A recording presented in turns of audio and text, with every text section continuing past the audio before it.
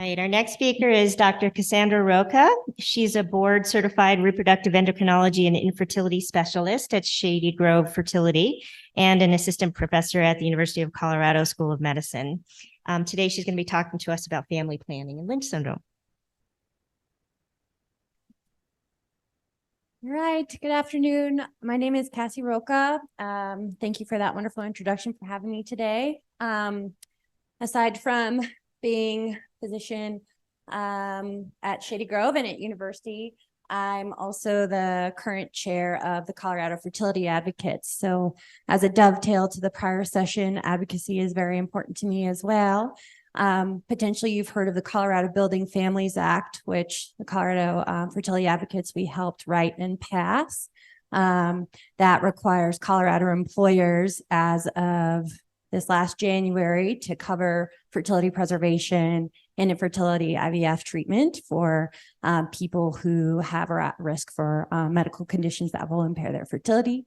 So, it's exciting things that are coming for Colorado, and there's more work to be done as it doesn't cover everybody, but definitely something to keep in mind as I'm talking to things that are, quite expensive today, that there is hope for those who need them to have actual access to this. So today we'll be talking about Lynch syndrome and fertility, and then fertility options for both men and women, and then talking about fertility preservation as well as some financial considerations. So as you're aware and has been discussed, Lynch syndrome is an autosomal dominant, it's an inherited cancer condition. And so there are multiple genes involved, and these are several of the most common. And we know that some of the hallmark diseases of Lynch syndrome affect possible fertility and can cause cancers that will occur at younger ages than in those of reproductive years.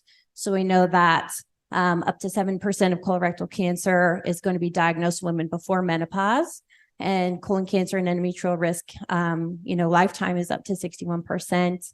And then over 20% of the endometrial cancers will be diagnosed in reproductive years as well. There's a very elevated ovarian cancer risk, and the average diagnosis is in the early 40s. So we know that chemopreventative strategies can be used to try to help, keep ovaries quiet. And things like prophylactic hysterectomy and bilateral salpingo-oophorectomy is recommended for those who have completed their childbearing. But, it's just important to keep in mind that somebody's desire for future fertility really should have a big part in helping influence risk management decision-making for patients. And so there's multiple threats to fertility in patients with Lynch syndrome. So obviously having cancer during your reproductive years and having exposure to chemotherapy, radiation, or surgery are things that can impact people's fertility. Having risk-reducing surgery, taking out uterus, taking out fallopian tubes, taking out ovaries. And in general, we're seeing more people across the board delaying childbearing. And we know that the average rate of first child is going up now I believe it's 29. And so the risk of infertility is going to span all cancer types for all genders and ethnicities. And as my plug as an infertility specialist, it's just to say that we can't avoid the fact that age is tightly tied to our reproductive potential. And so considering these earlier on, really for anybody, but in particular those who are at risk for impact of, infertility is important. And so maximum fertility potential is in your 20s in women. And we see that once you hit 30, it's just kind of a steady decline in fertility potential. And where we start to really see that impact fertility is in the mid 30s, where you start to see very increasing rates of miscarriage and infertility and increased risk for chromosomal abnormalities as well. So it's important that options should be presented to patients and should be presented earlier on. And it's important to know that there are options for preserving or family building that can exist before or even during a cancer diagnosis and after, okay? And these are available for both men and women. And then we have multiple strategies that are available to help people meet their reproductive goals. And this can sometimes include third-party parenting options, such as using donor gametes or using a gestational carrier. And as has been discussed, there's options for genetic testing of embryos prior to transfer and implantation to prevent transmission of a known pathologic variant if people are interested in that. So different options can include, of course, natural conception, and then IVF with PGTM using either a donor egg from a known or an anonymous donor, using donor sperm from an unknown or an anonymous donor, donor embryos using gestational carrier adoption, and then fertility preservation with egg or embryo or sperm freezing. So, natural conception, the classic birds and the bees talk. You're just going to try and have intercourse around your ovulation window. About a week later, should have implantation. A week after that, a positive pregnancy test, and then, hopefully healthy pregnancy from there. So whenever we're doing treatments for infertility, depending on which part of this process might be at risk or blocked, is where we can try to help aid our patients. So IVF is commonly known as in vitro fertilization, means under glass. So in vivo is the conception, the fertilization of sperm into an egg happening in life, whereas in vitro is happening under glass and technically in our petri dish in our laboratory. So it's going to involve extraction of eggs outside of the body, and then have sperm outside of the body, and then that fertilization event is occurring in the IVF lab. And then we would have an embryo develop that can then be transferred into the uterus of a patient or a gestational carrier. And any remaining embryos can stay frozen. At Shady Grove, we'll transfer an embryo prior to somebody's 51st birthday.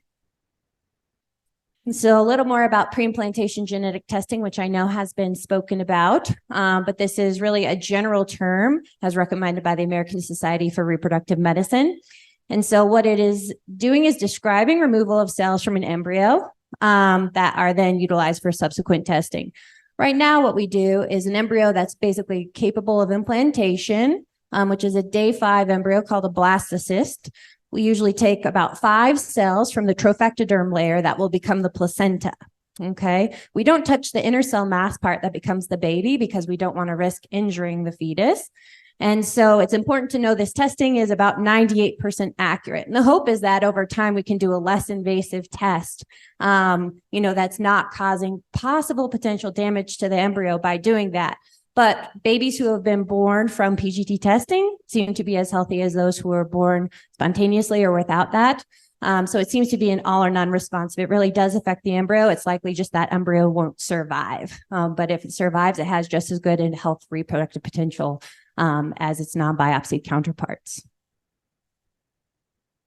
So there's different types of PGT that you might hear about. PGTA is testing for aneuploidy. This is something we're recommending for patients who are maybe say 35, 38 years or older, conceiving with IVF, and it's going to test you have the correct number of chromosomes. And so are you 46XX, 46XY, or is there an extra chromosome 21, for example, something like Down syndrome to delineate any possible chromosomal abnormalities. PGTM is looking for a monosomic genetic disorder. And so that would be something like targeting, a Lynch syndrome variant, for example, cystic fibrosis gene. So that's something where you're looking for that single gene disorder. And in order to do that, we have to know that that genetic disorder exists. So it will involve extensive genetic counseling and testing prior to getting to the point where we're able to actually test those embryos. And then structural rearrangements are for people who have balanced translocations within their DNA. And so because of, say, an autosomal dominant disorder could affect 50% of the embryos that a couple creates.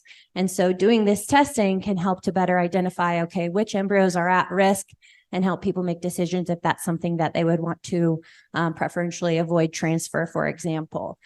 So it allows for family building options and people to make that decision, but obviously a lot of thought and, processing to go into making that. And then the process, So typically patients will come, have an initial consult and say, we know that we're carriers of this disorder and are hoping, not to transmit it to our offspring. And so then in collaboration with genetic companies, they'll have a probe created that's specific to your mutation, because there can be various sequence changes within a given mutation. And so they're going to look at your and usually first degree relatives to help map and make sure that they're looking for the correct inherited gene. Then once that probe is created, they'll go through IVF, which is about a 2-week process of injections for 8 to 12 days to try and get the ovaries to grow as many follicles as we can. Then with a 20-minute procedure under anesthesia, I'll use a transvaginal ultrasound wand with a needle attached, poke that through the back of the vagina into the ovaries, suck out as many eggs of those that I can that have developed. And then we'll do ICSI, which is intracytoplasmic sperm injection with sperm. Pick one good-looking sperm and inject it directly into the egg so we don't have other sperm in the dish that could maybe confound our results. And then we'll grow embryos over the course of 5 to 7 days. And any embryos that make it to that blastocyst stage, we'll do that trophectoderm biopsy. And then we're going to freeze those embryos. And then it usually takes 4 to 6 weeks for us to get the results back. And then once we know if we have good quality embryo, we can move towards transfer, which takes about 3 weeks, 2 weeks of uterine preparation to make a nice thick lining that the embryo can implant, and then 6 days of progesterone exposure. And then 9 days later, we do the pregnancy test. So that embryo cryopreservation is nice too, because then embryos can be available for maybe I don't want to get pregnant right now, but I want to in 5 years, or maybe we want to have several kids and have multiple embryos available for that. So using donor eggs or embryos, so this allows people to choose a donor, and it can be sometimes a family member or a friend, known donor, or an anonymous donor. If there are concerns about, again, passing off an inherited genetic disorder. Anyone, even if you've gone through menopause, even if you ended up having, ovaries out for whatever reason, can go through this again prior to the age of 51, because we can give you the hormones to support that pregnancy. And then donor eggs can be fertilized with gametes from a partner, gametes from a donor, to create embryos. So, you could use a donor sperm with your egg, or you could use a donor egg with your partner's sperm, if desired, for family building. And generally, donor eggs are preferred to be from young people because they're going to have a lower chance for chromosomal abnormalities. And we usually see very high success rates with this. And then gestational carrier is using, somebody else to essentially carry the pregnancy. And usually we're doing single embryo transfer into gestational carriers to help limit any morbidity to the carrier, because we know that twin pregnancies are going to confer a higher risk to the carrier as well as the babies. These have very good pregnancy rates as well. And gestational carrier laws do vary state by state. So we work closely with reproductive lawyers as well to make sure that intended parents and gestational carriers are supported. But Colorado is very gestational carrier friendly and supportive for both protecting, again, intended parents and the surrogates. So there's, fertility preservation and the idea that, we need to be counseling patients about their fertility options before or at the time of a cancer diagnosis is becoming much more common. And it's still underutilized, but there's been more awareness that, just because you're being told you need chemo in 6 weeks doesn't mean you don't have time to potentially do something to protect your fertility in those 6 weeks before you get that radiation and before you get that chemotherapy that might confer you infertile. And so it's important to educate patients. And we do a lot of work here with our fertility preservation team that's led by Dr. Leslie Apia through Children's and University, and then myself at Shady Grove, to get patients who have a new cancer diagnosis seen within 48 hours to make sure that they have time to get through potentially whatever it is we need to do to best help. And this goes for men and women and boys and girls. So we see, kids and adults. So options again, embryo freezing. So, people who have a committed partner or who have already biologic children who are desiring more can freeze embryos. Something that I always say is, you just want to be sure that that's the person you definitely want to, have kids with in the future, because once those embryos are created and it's fertilized, that's a joint custody embryo. And that's something everyone thinks about. So it's always something, if there's any question about retaining your reproductive autonomy, then I would counsel freeze the sperm or freeze the eggs by themselves. And then you be certain, with whom you'd like to fertilize those in the future.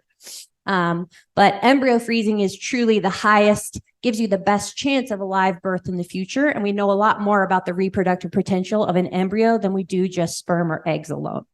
And so this is, I would say in general, 45% pregnancy rate per transfer, but really like if somebody's under 35, I would expect 65% to 70% pregnancy rate per transfer. So again, it's dependent on age.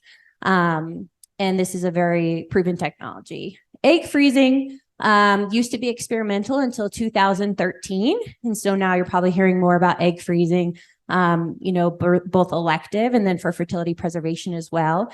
And so generally to offer this, a girl will have to have at least signs of puberty or have gone through puberty. And I think the youngest patient that we've taken through this is 12 years old. But, patients generally, if they know that they're higher risk, might want to start having the conversation, around the age of 18 even, and just depending on family history and different considerations, maybe something where they're watched a little closely or sometime during the 20s, this is something that you would consider. And like I said, with the Colorado Building Families Act, if somebody is known to have Lynch syndrome, that should be covered for them to go ahead and freeze their eggs. Just depending, again, it's through your employer, and they have to be a Colorado employer who has 100 or more employees, and they need to be offering that for patients who are at risk, for a disease that will impact their fertility. And so again, this takes about, 2 weeks to accomplish. And usually if, I say, okay, maybe start talking about this when somebody's 18 in their 20s.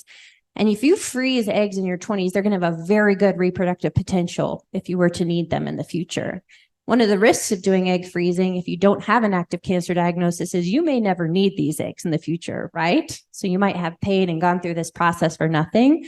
But it's like any insurance policy where, yeah, you're hoping you don't need it, but then it's there, if you do. But freezing eggs earlier is going to give you a better chance of a live birth, as opposed to freezing later. We see a lower reproductive potential of those eggs and a lower chance of a live birth if you were to try and need them. No fertility preservation, no infertility treatment that I can offer gives 100% chance of a live birth. And then sperm banking, typically this is reserved until there is a man or boy who has a cancer diagnosis. Unfortunately, prepubertal boys with a cancer diagnosis, the only thing we can offer right now is testicular sperm or testicular tissue freezing, which is experimental because they haven't yet produced sperm that they're able to ejaculate. But we do offer that at Children's. But freezing sperm is a lot simpler than freezing eggs. But sometimes kids, young men who have a cancer diagnosis are quite sick, and producing an ejaculate is not easy. And we have other techniques and even do sperm harvest with Tessie, where they can, under local or general anesthesia, go in and have sperm extracted that then can be cryopreserved for future. And so this is just, again, we can do egg freezing within about 2 weeks for those with cancer. And then this is just saying that it's safe for those who have undergone chemotherapy, have had cancer, to then get pregnant, okay? And they can have healthy pregnancies. Usually we want to wait, generally about 2 years from finishing your therapy before that. But there is a lot of hope for people who have had a young cancer diagnosis that yes, they can complete family, building afterwards as well. So that provides a lot of hope for patients. Here are some of the costs that are associated. As you can see, surrogacy gets, now probably closer to 200,000. So there are a lot of cost considerations. So that's why we're doing what we can to try and help alleviate this for patients. And we work with a lot of financing as well as agencies that will help provide free medications for patients who need to go through this, who are thinking of a million things all at once and already have a lot of stress. So doing what we can to try and help ease that in a short amount of time. So wrapping it up, fertility-oriented informed consent should help guide decision-making in Lynch syndrome patients and discussions. And yes, so we're, again, SGF and University of Colorado working together to help serve this population. So wrap it up. Thanks.